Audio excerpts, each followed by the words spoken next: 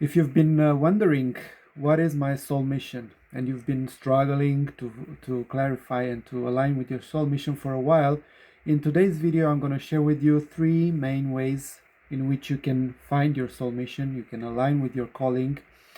But before that, let's clarify a few things. So if you're a light worker, a star seed, a being of light who's feeling this calling, it's not by chance. You came here in this time on earth with a mission. It's not, this video doesn't apply to all humans because we are different, and especially lightworkers, star seeds, we came here for a specific reason as volunteers to help humanity transcend, awaken, and make this transition to the new earth, to the 5D reality. So it's an important cosmic process that we are witnessing. It's a historic moment for our planet.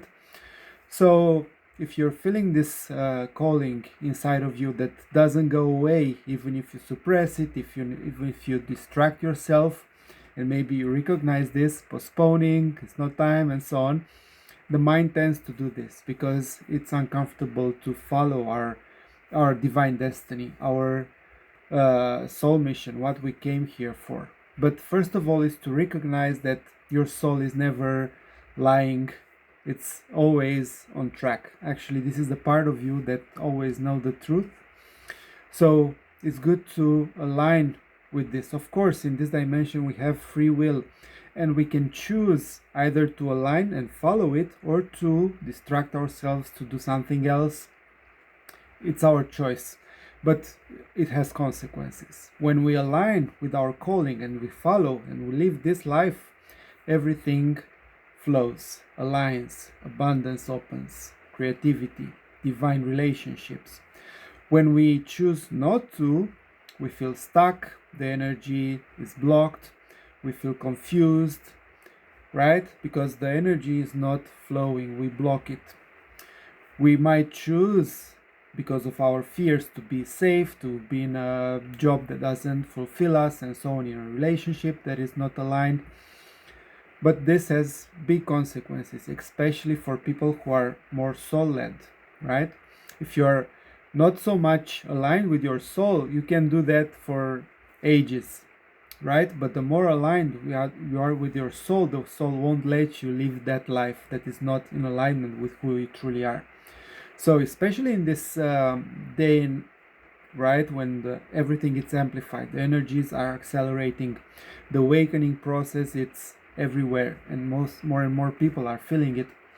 The soul is coming back online, and it's calling you, come this way, my darling, it's time. And it is time. Actually, it's everything is accelerating, the transition is happening faster and faster, so it's time for you to do your part. Like the small piece in the big picture, if each one of us came here with a specific purpose. Of course, the bigger picture, the bigger mission is to help humanity make this transition, to awaken, to uplift, to bring higher frequency, and so on. But your unique way of how you do that can be through teaching, through coaching, through bringing new technology, bringing new ways of being, and so on. It can vary depending on your soul design, on your gifts.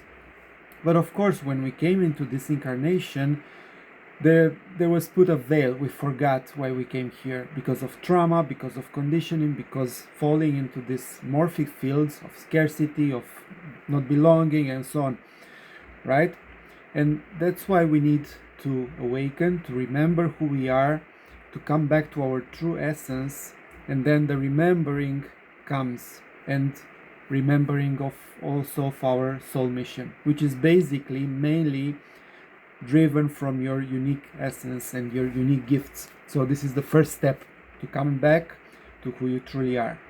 So probably if you're watching this, you've been in an awakening path for some time, doing a lot of healing and spiritual practices, and now a part of you feels called to serve, to expand.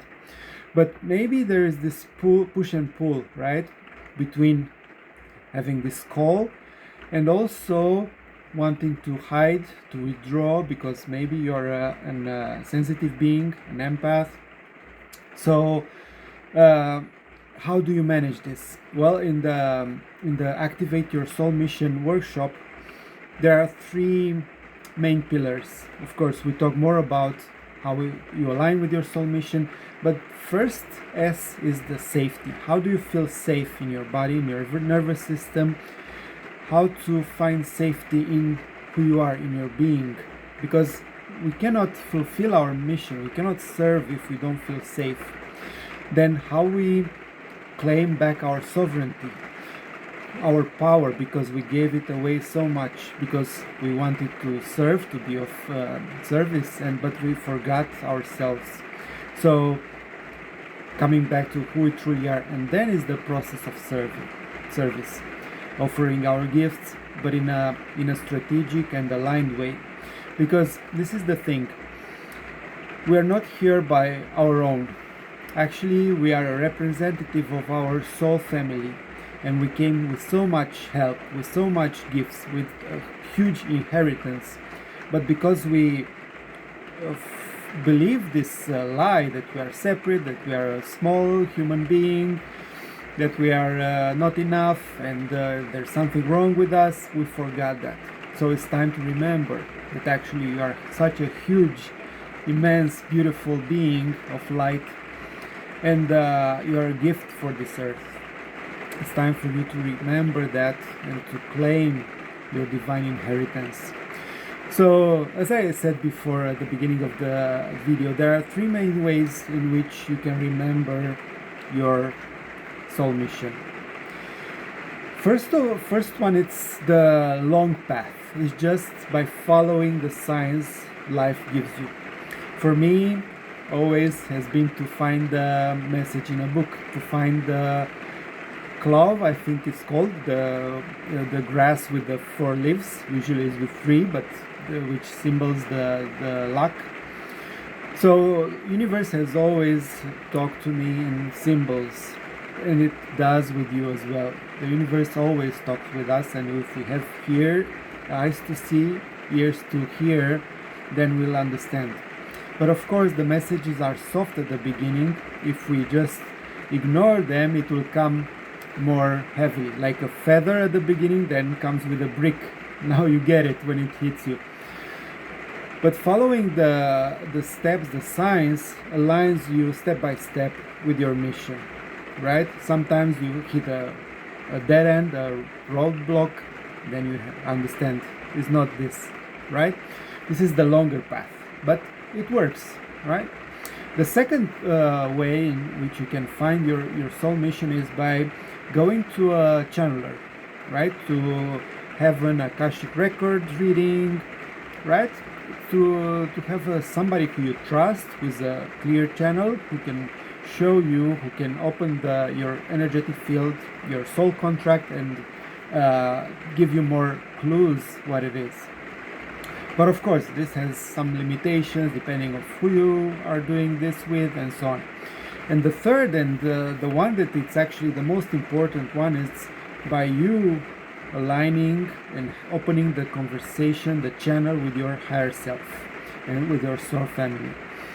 This is actually the most important one, because the way we are to actually embody our soul mission, the way it's meant to do, to live it and to fulfill it, it's actually by the guidance of our higher self and our soul guides and our soul family. And it is being revealed to us step by step. We don't know it with our mind. We don't know our soul mission with trying to understand with our mind. Sometimes it doesn't make sense. So it's an invitation. If you're not already doing this, I'm sure you have the capacity, the capability. You formed it also probably in previous lives, of communicating with your higher self. The aspect of you that lives, let's say, at a higher vibration and who sees the whole panorama, who can guide you step by step.